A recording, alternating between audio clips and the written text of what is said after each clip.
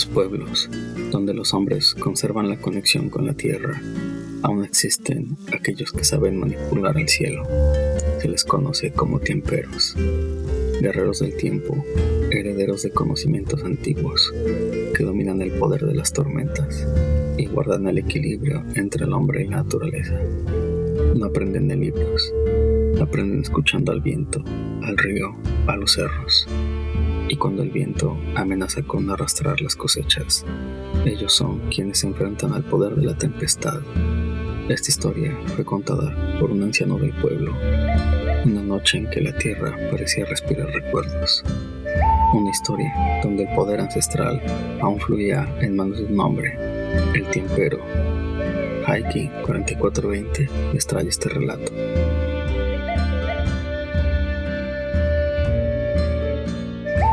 Era tiempo de cosecha. El maíz crecía fuerte y alto, listo para ser recogido. Un señor, ya de edad, observaba el campo con orgullo, pero al fondo, en el horizonte, el tiempo comenzó a cambiar. Nubes oscuras se formaron de repente, hinchándose como pulmones de tormenta. El viento se volvió helado y el sonido de las aves cesó. Esa nube no es buena, es granizo. Sabía lo que eso significaba. Si el granizo caía, la cosecha entera sería destruida. No había tiempo que perder.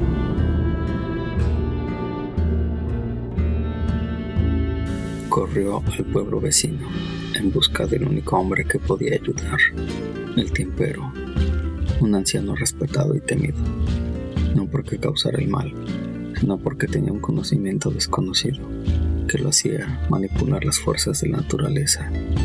Vivía en la parte alta, donde el camino se pierde entre la maleza, donde los antiguos dicen que los espíritus todavía hablan. Cuando llegó, el tiempero estaba en silencio, mirando al cielo, sosteniendo un machete en la mano y un ramo de hierbas en la otra.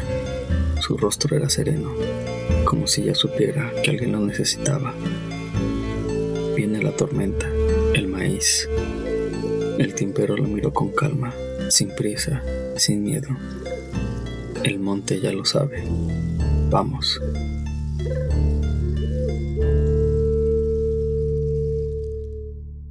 El tiempero caminaba en silencio y el señor lo seguía sin preguntar. Sabía que interrumpirlo sería como romper el hilo que lo conectaba con el cielo y la tierra. Subieron por un sendero antiguo, entre árboles que parecían susurrar palabras en una lengua olvidada. Al llegar a un claro en lo alto, el tiempero se detuvo.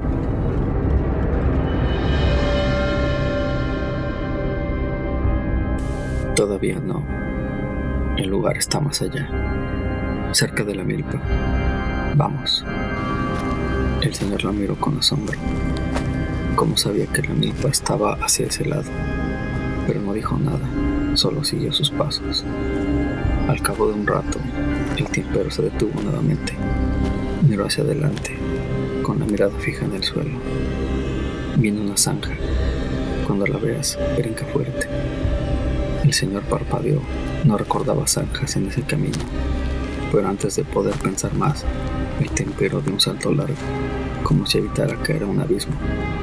El señor lo imitó. Saltó con todas sus fuerzas, y cuando sus pies tocaron el suelo del otro lado, notó que el aire cambió. Algo se sintió diferente. Miró hacia atrás, y ahí no había zanja. Solo después entendió que había saltado una barranca, un espacio imposible de cruzar en un solo movimiento, pero ya estaba en la milpa, del otro lado del pueblo.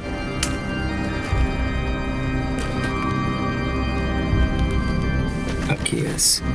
Sacó de su bolsa un pequeño saquito de cuero. Lo abrió con cuidado y esparció un polvo alrededor del espacio, dibujando un círculo invisible. Luego levantó el machete. No era un machete común, era antiguo. El metal opaco, grabado con símbolos que parecían raíces. Con la otra mano sostenía un ramo de hierbas que desprendían un olor fresco y dulce. El señor observó en silencio. El tiempero cerró los ojos y comenzó a recitar palabras en voz baja. era en español, no era en náhuatl, pero el viento parecía entender. De pronto, el machete se elevó y cortó al aire con un movimiento preciso, como si se abriera una grieta en el mismo cielo. Lo hizo 3 veces. Cada corte resonaba como un trueno distante.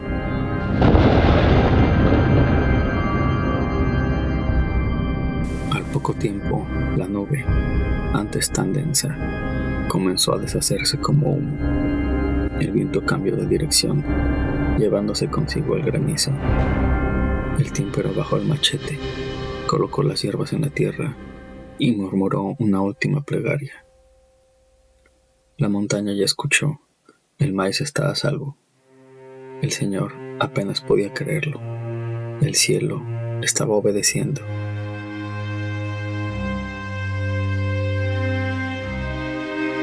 El tímpero guardó su machete con calma, como si el cielo ya no tuviera nada más que decir. Sacudió las hierbas y se las entregó al Señor. Ponlas en la entrada de la milpa, eso bastará. El Señor las tomó con respeto. El tímpero se quedó mirando al horizonte, como si escuchara algo que los demás no podían oír. Es mejor que cada quien regrese solo. Los caminos son distintos. Tú conoces bien el tuyo y yo el mío. El Señor miró a su alrededor. La noche caía rápido. No había alumbrado público en esos tiempos, y caminar solo por la montaña bajo la oscuridad era como perderse en un sueño.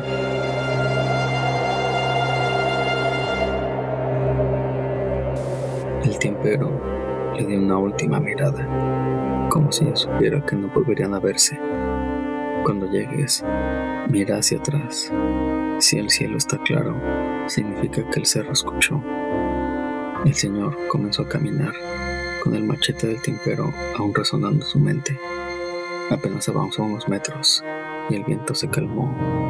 Al darse vuelta, vio al tímpero a lo lejos, caminando en dirección contraria, como si se desvaneciera entre los árboles. Entonces, como si alguien apartara una sábana de las nubes, la luna se asomó, blanca, redonda, iluminando el camino. El Señor sintió que de alguna manera el cielo le estaba mostrando el regreso. No hubo más granizo esa noche, ni en su milpa, ni en la de nadie más.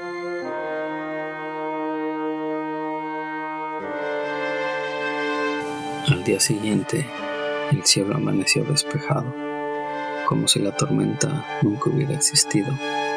La milpa estaba intacta, las mazorcas frescas y doradas, listas para ser recogidas. En el pueblo, los rumores empezaron a correr. Algunos decían que el tímpero había desviado la tormenta, otros que la montaña había escuchado la plegaria. Pero todos coinciden en una cosa: el tímpero no se fue, sigue ahí, en algún rincón del monte, como una raíz antigua que nunca muere. La gente sabe que si el cielo amenaza con destruir las cosechas, pueden buscarlo. Con un pago modesto y una súplica silenciosa, él aparecerá, no como un héroe, sino como un guardián, como un puente entre el cielo y la tierra. Pero a la gente del pueblo le da miedo, porque el tímpero no solo corta tormentas, también puede cortar caminos, como aquel salto de la barranca. Nadie sabe exactamente qué más puede hacer, y nadie se atreve a preguntar, porque en el fondo saben que su poder va más allá de la lluvia, y tal vez va más allá del hombre mismo. Cuando el cielo se oscurece de nuevo y el viento traiga olor a granizo, quizás lo encuentres mirando hacia el horizonte, esperando el llamado del cerro.